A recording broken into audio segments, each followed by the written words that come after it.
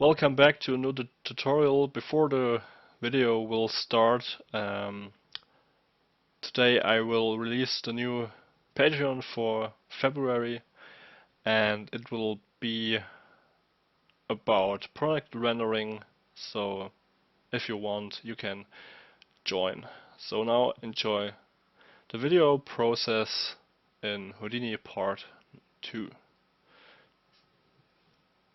Hello guys, and welcome to the new process tutorial part number 2. Today I will toggle the circle because I really like the circle. So let's get started. I will place down a geometry container and I will call the studio process.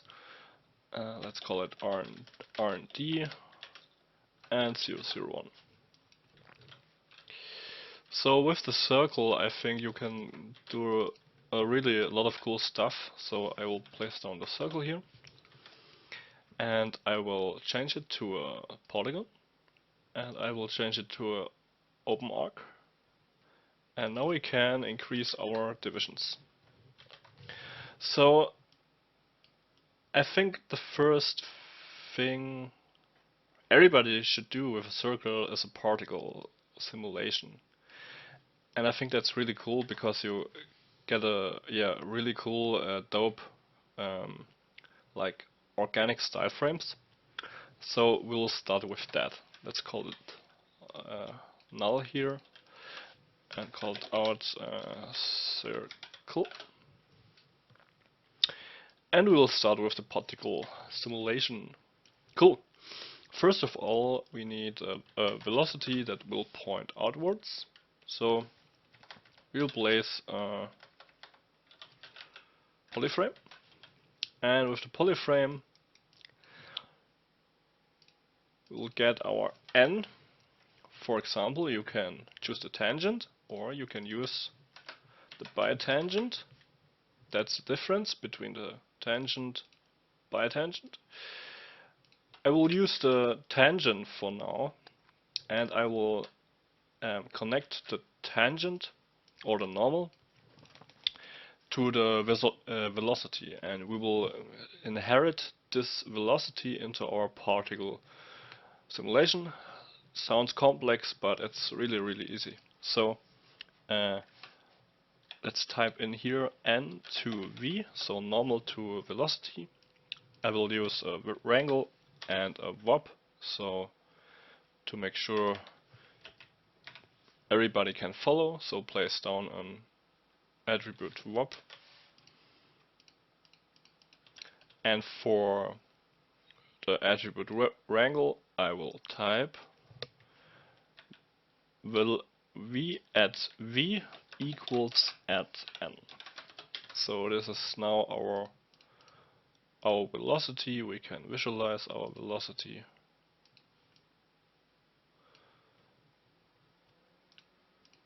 And the same thing here. Let's enable our visualizer, and here it's pretty simple, n to v. This will be now our velocity. And when we place down now a pop network,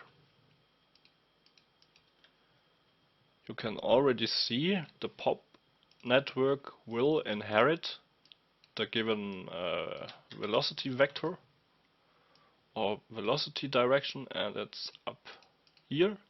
Initial velocity, use inherited velocity. When you will set it to a random value, you will not inherit it, but you can add to inherit velocity. And now you can play with the variance a little bit. So you've got now a velocity variance on each axis, so x, y, z, from 0, 0, 0 to 0.2 in all axes. And of course you can just use the inherited. Or you can randomize it before you will pipe it into the popnet. When we press now play, we will get something like this.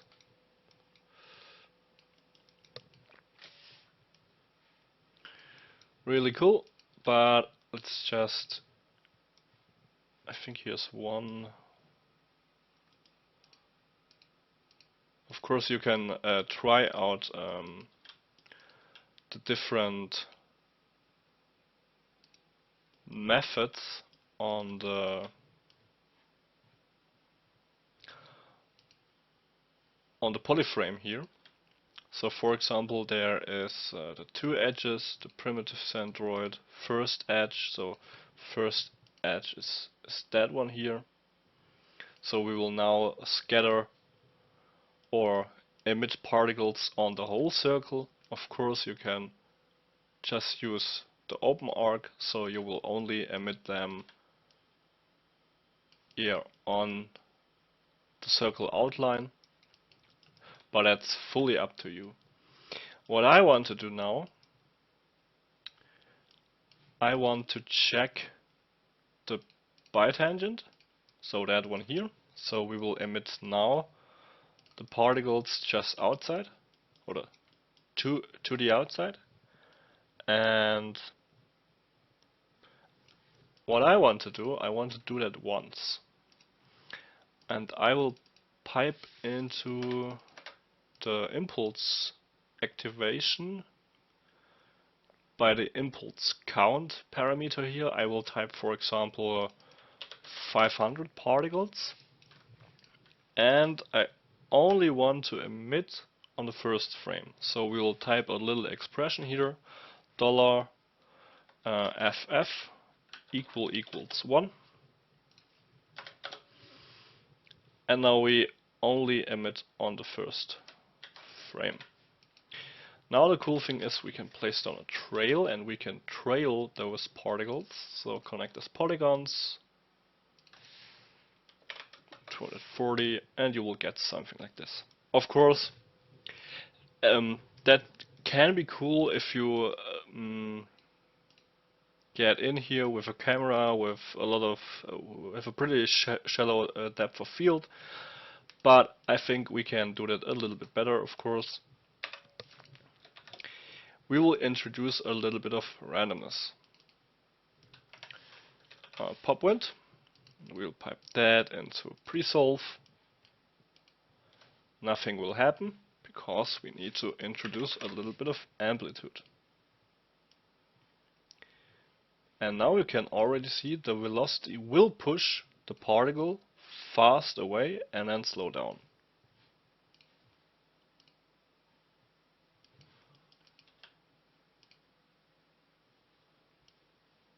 Or let's get another thing. Dive inside, and what we will do, we will get wind involved. So XY, let's get a Y-axis. And now with the wind involving, okay, the velocity is too high here. So I just created a times channel float scale, a velocity scale parameter.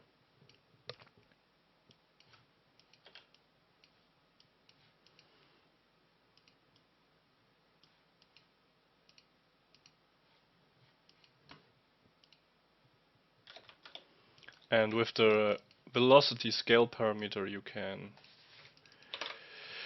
for example, pipe it up 150, and you will get a really high starting velocity, and you will get something like that. So you can play with that, of course, too, but I will leave it at, let's use 5 for now. And with the introduction of wind, you will get something like that. And I think you can create a really cool form with that just by letting it grow. You will get something like, yeah, maybe a coral. And especially with the ring, of course you can use other kind of geometry types or custom shapes, but I think with the ring it looks pretty cool. Okay, that will be the first ring. The second ring, we will need the polyframe for the second little RNG. The cool thing is what we can do, let's change the orientation, and I will make it closed. And we need to change the normal direction to the bitangent, so that the normal will point outwards. Oh, and another tip, if you want to let the normals get inverted, just type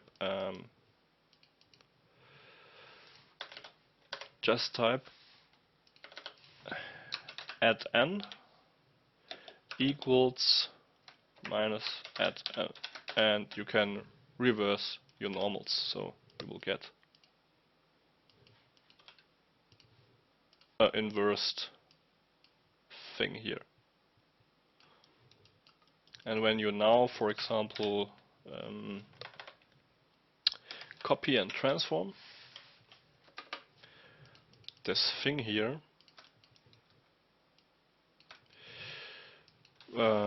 20 times, and you will give it a little bit of different rotation, and after that, let's get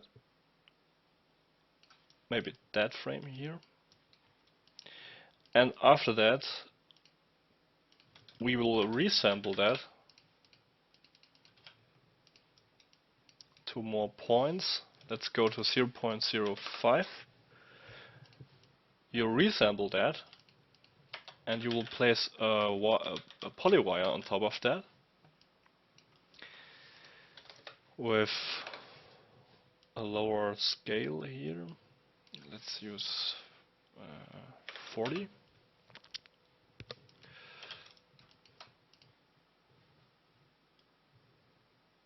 And I will decrease the individual distance here.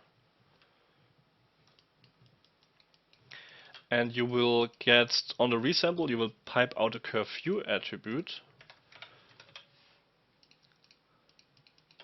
And after that, we will place down a point warp, and we will bind the curve view. So currently, in my mind is that I will control, with the curve view, I will control the overall scale of the polywire. So curve view. So now we've got our curve view involved here, and we will ramp that parameter to a spline ramp, and after the spline ramp we will bind it out, so bind export, for example, let's call it wire underscore scale, and in between we can place down a multiplier, so we will have a overall multiplier, so place down a multiply, and in the second input place down a parameter, label, let's call this mult scale, dive up, let's just copy our wire scale here, pipe that into that, and after that we will multiply our initial wire radius with add wire scale, and nothing will happen because we need to get, for example, hill, or let's get round, scale multiplier on 1, and let's reverse that, and I will go to 0.25 in the end, and 2 on the other side, and now you will get this really spiky look here. Of course you can place down a normal to make sure that the normal are alright, and you can pipe up the divisions.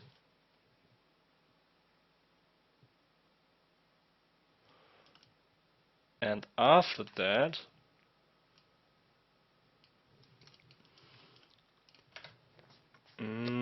let's get another thing.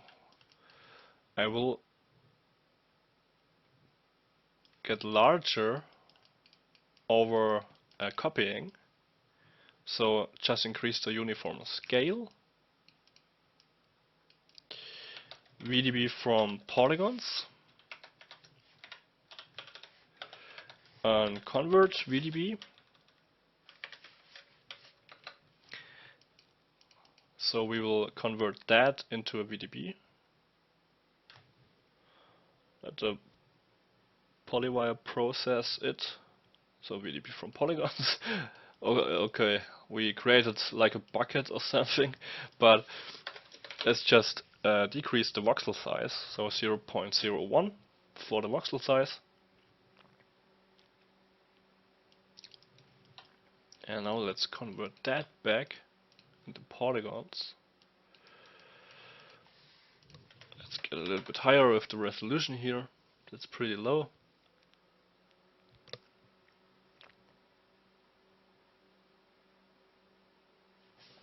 And after that I want to place on a smooth maybe. Let's convert it.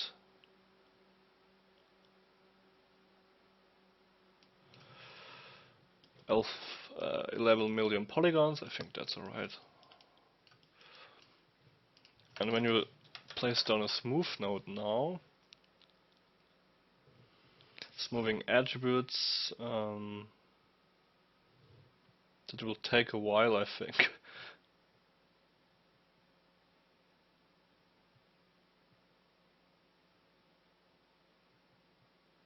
Yeah, so my idea is after the convert VDB you can just smooth it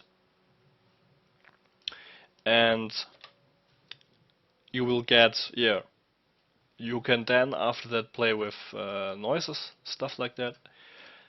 And the cool thing is you got yourself yeah, like a maybe an abstract environment, so you will get a pretty cool, yeah,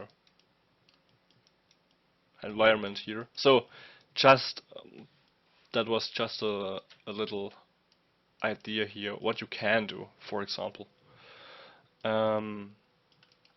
So back to our original circle. A cool thing is what you can do, we will place down,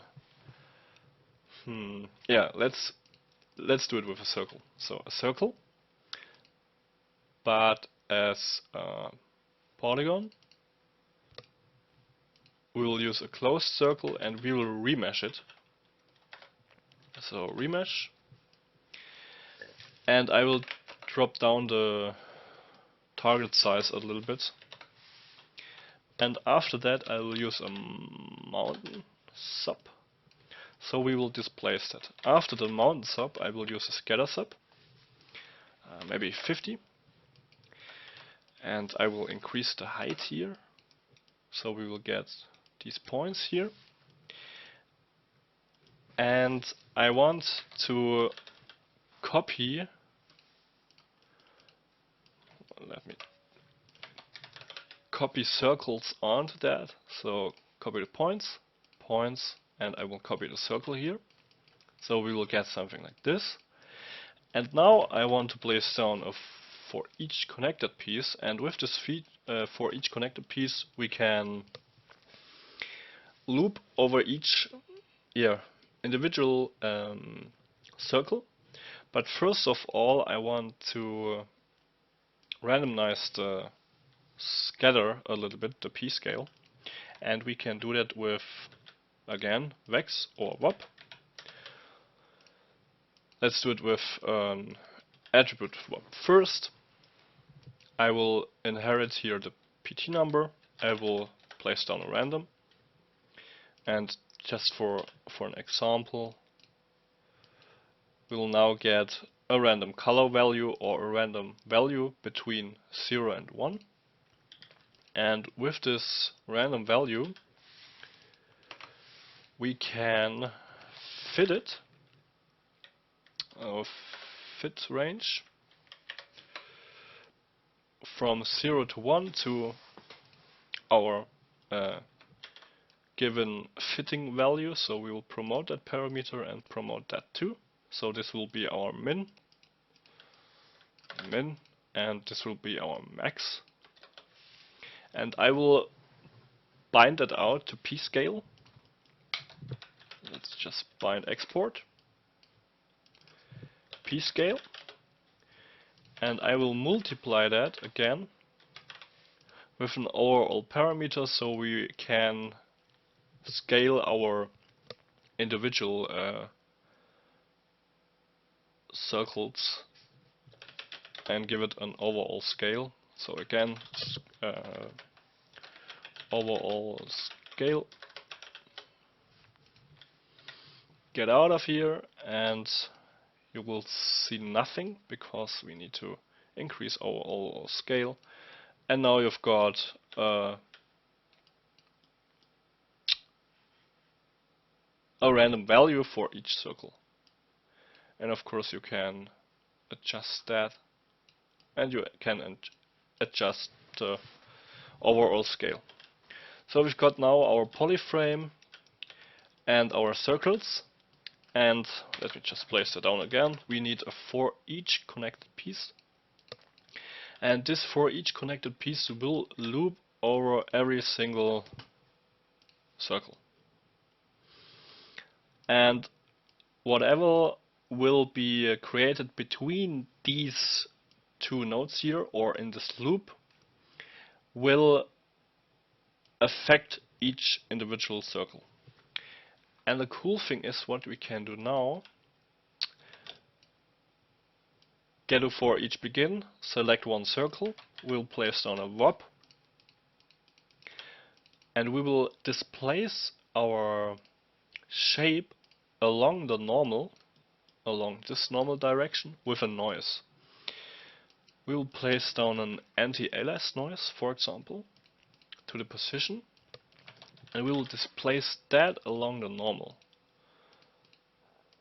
So we need our original position of the circle, and we'll pipe in here our noise, our anti-alias noise, but because an anti-alias noise is between -0.5 and 0.5, so you will get a range output of -0.5 to 0.5. We'll need to fit that because I don't want any negative values here, and I will fit that from -0.5 to 0.5 to, let's say, 0.125 to 1.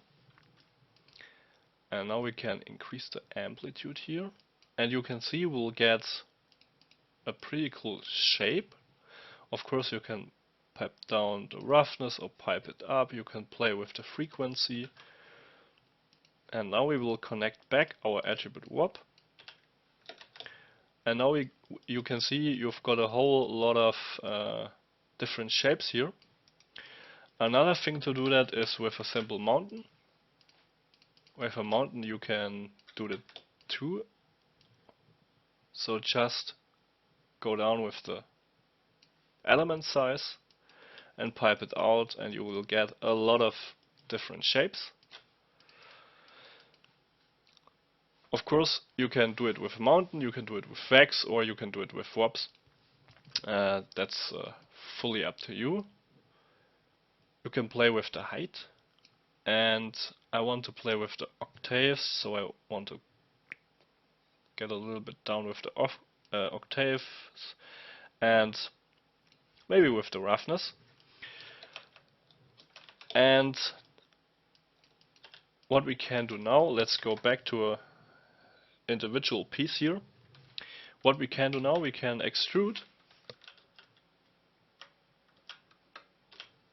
our little boy here to, for example, -1. We'll output it back, and you will get like a terrain form, a crystal form, a mineral form, and so on. So you can really dive inside here and play with the offset, get different noises involved. So for example, the anti-alias noise here.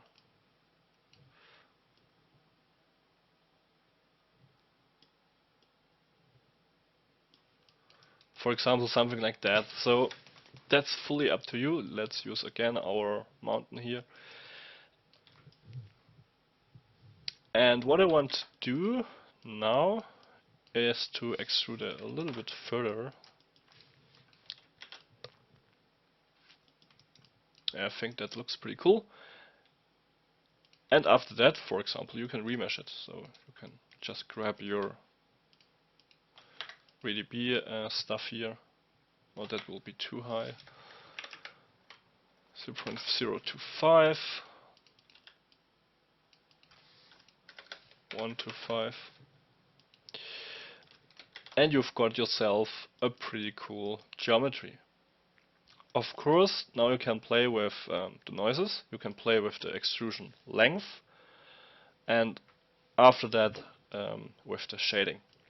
The cool thing is, now we've got this geometry here. I will increase the distance from the extrusion a little bit further, so something like that. And I will use a bend. And bend is a pretty cool node because you will get pretty unexpected cool results in just a few seconds. And for example, you can bend your whole thing around here.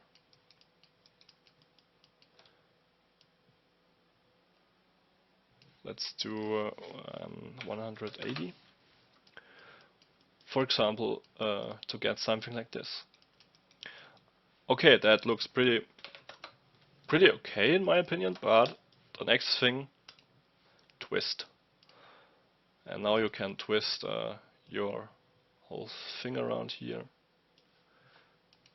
to create something like this. Pretty cool. And the cool thing is, what you can do now, let's just get back here. You can taper it, for example, so something like that. Of course you can make it much bigger. The cool thing is now you can procedurally dive in here. Oh, I only want 5. And you will get something like this. Oh, I want to change the seat. I want 150. Let's increase the mountain to 50.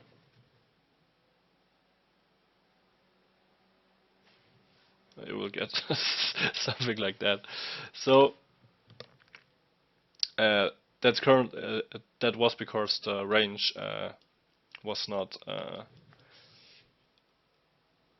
refreshed on the band node, but I think you will get the idea. And of course, now you can say I want to change the offset here, 150,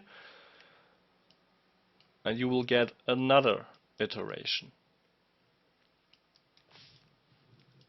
And after that, you can, for example, copy this whole thing again on a sphere, a circle, and so on. So you will get a pretty cool abstract kind of geometry out of that. Of course, you can just use that geometry to make like a mineral setup, a little macro environment, something like that. That's fully up to you. So we've got that one, and the bend here, and this one here. And of course you can just use the circle. Let's make it an open arc. And the open arc is not fused, I think. You can again use Vellum. Let's make a group here on points, and I will use 3 points here, and I will call that group pin, and I will copy and transform.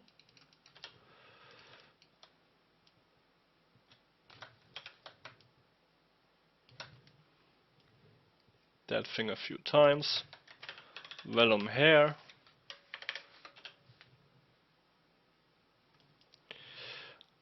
Select the pinpoint. Vellum solver.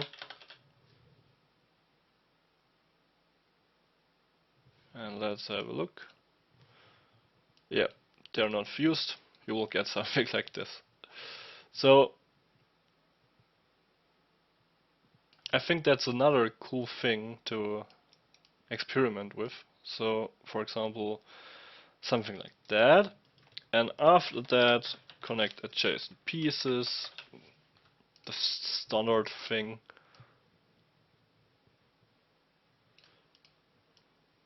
To get something like that.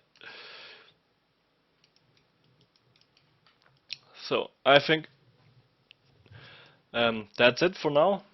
I hope you liked it, and yeah, play around with your new knowledge, and I hope you will create something out of it and got a little bit of inspiration. And I will see you in the next process tutorial on my courses and so on. So have a nice day, stay safe, and bye.